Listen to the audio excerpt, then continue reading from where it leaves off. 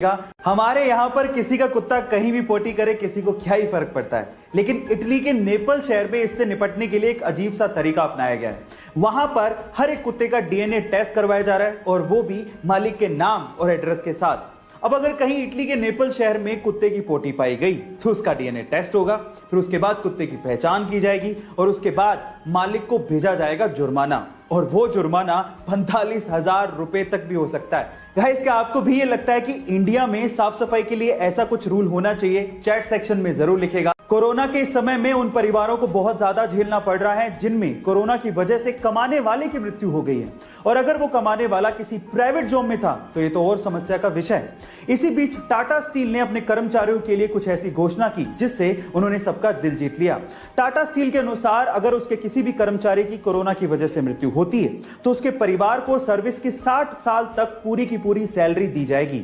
इसके अलावा परिवार को रहने के लिए घर दिया जाएगा और मेडिकल की सुविधाएं भी दी जाएंगी, और तो और उनके बच्चों के पढ़ाई का खर्च भी कंपनी ही उठाएगी। गाइस, टाटा स्टील की ये पहल आपको कैसे लगी? चैट सेक्शन में जरूर लिखेगा।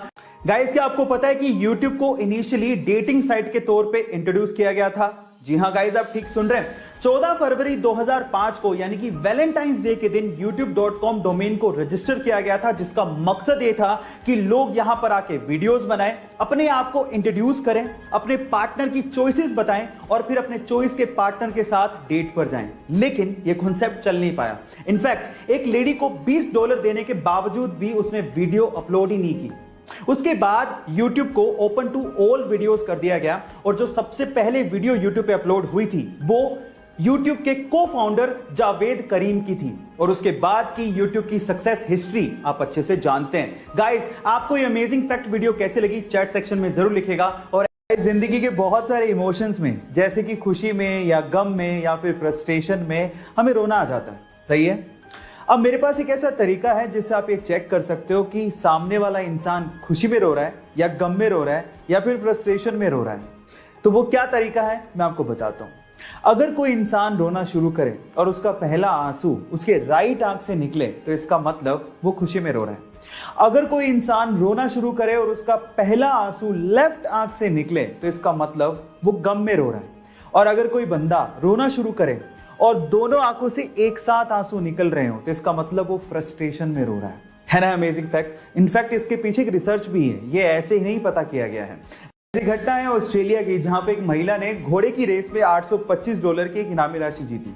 अब खुशी इतनी ज्यादा थी कि ना आव देखा ना ताव, और उस महिला ने जिस टिकट से $825 की इनामी राशि जीती थी उसके साथ सेल्फी लेके फेसबुक पे अपलोड की और कैप्शन में लिखा कि यही वो टिकट है जिसने मुझे $825 जितवाए हैं, और स्माइल के साथ फोटो डाल दी। अब थोड़ी देर में एक बंदे ने उस टिकट को डाउनलोड किया और उस पर एक बारकोड था जिसे स्कैन किया और सारी पेमेंट अपने अकाउंट में ट्रांसफर कर ली। गाइस, कई बार सेल्फी लेने के चक्कर में बहुत बड़ा नुकसान हो जाता है, जरा संभल के सेल्फी अपलोड करिएगा। गाइस, अगर मैं आपसे सवाल पूछूं कि दुनिया की सबसे लंबी यानी कि टॉलेस्ट बिल्डिंग कौन सी है तो शायद आप लोग बड़े आसानी से जवाब दे देंगे, क्योंकि इस पे गाना आजकल बहुत ज्यादा वायरल हो रहा है, एंड दैट इज बुर्ज खलीफा, जिसकी ऊंचाई 828 मीटर है। लेकिन इंटरेस्टिंग फैक्ट ये है कि ये बिल्डिंग इतनी लंबी है कि इस बिल्डिंग से आप दिन में 2 बार, जी हां, दिन में 2 बार सनसेट देख सकते हैं। एक बार तो ग्राउंड पे रह के और एक बार एलिवेटर लेके अगर आप टॉप पे जाएंगे तो टॉप से आप फिर से सनसेट देख पाएंगे। है ना अमेजिंग फैक्ट? गाइस, ऐसे ही इंटरेस्टिंग फैक्ट्स के लिए YouTube पे हमारे चैनल को सब्सक्राइब कर लीजिए, और अगर आप Instagram पे देख रहे हैं तो मुझे फॉलो करना मत भूलिएगा। मिलते हैं अगली वीडियो में।